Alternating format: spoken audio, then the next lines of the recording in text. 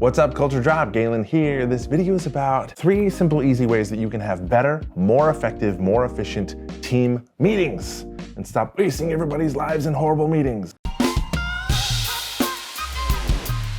All right, quick and dirty, here are the 3 things. Number 1, clarify. What kind of meeting is this? There are different types of meetings, so don't have them be all the same thing. Is the purpose of the meeting to make a decision as a team?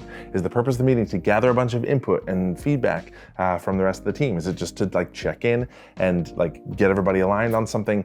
Be really clear about what kind of meeting it is. Communicate that to your team so that they know what to expect, and also create an agenda. Don't just have random idle meetings. To give you a couple examples and just share a couple things that I've either heard or that we use on our team, is one type of meeting that we have is we designate as a machete meeting. What that means is we just hack through.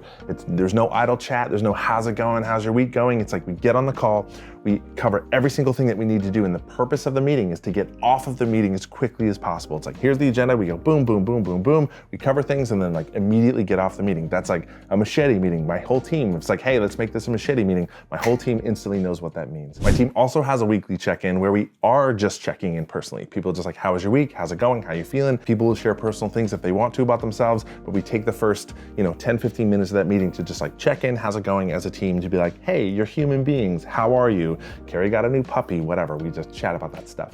On to the next. Number 2, create some ground rules for your meetings. This is great, especially if you have something about your meetings that you notice happens a lot, they go way too long, or people get off track, or people repeat the same thing again and again and again. It's really nice to just create a quick code to say, okay, in our meetings, in all of our meetings, or just this meeting, here are the ground rules for us. And those could be examples of specific things that you do. So here's a couple examples to inspire you. One could be the motto of once you've said your piece, zip it. Say what you need to say, don't repeat it. Let people give input and then move on. That can be a ground rule. If you've got extroverted people that keep repeating what they're saying, it's a great way to curb that. Another one would be meetings get off track a lot. So having some language or something that you adopt as a team where for example, when we notice that we're way off track and we're down road we're in some other rabbit hole, someone can be choo choo, make a train noise to remind everybody to be we need to get back on track and let's refocus and go. Train noise is just an example that I thought of, but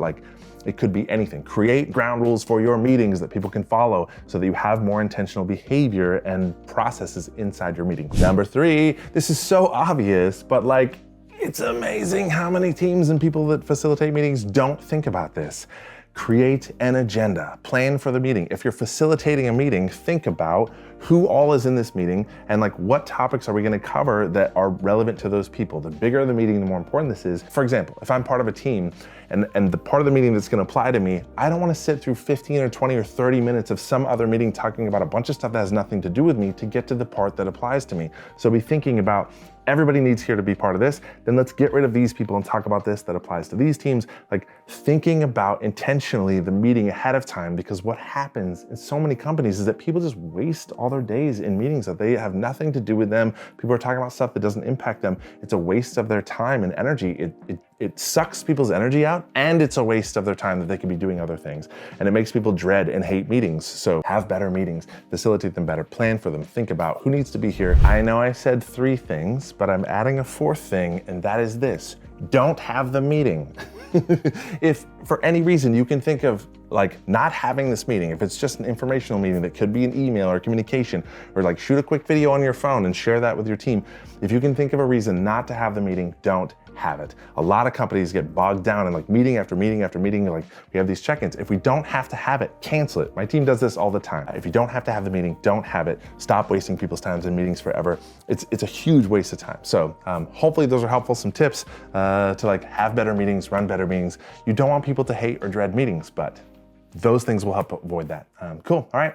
Hope that's helpful. Go be awesome. Thanks for watching and tuning in. Subscribe to our channel. We put a lot of content on here. You can also subscribe to the Culture Drop mailing list and get these emails in your inbox every Tuesday morning. Follow our social media channels. Put a lot of free content out about just being more awesome and building great teams.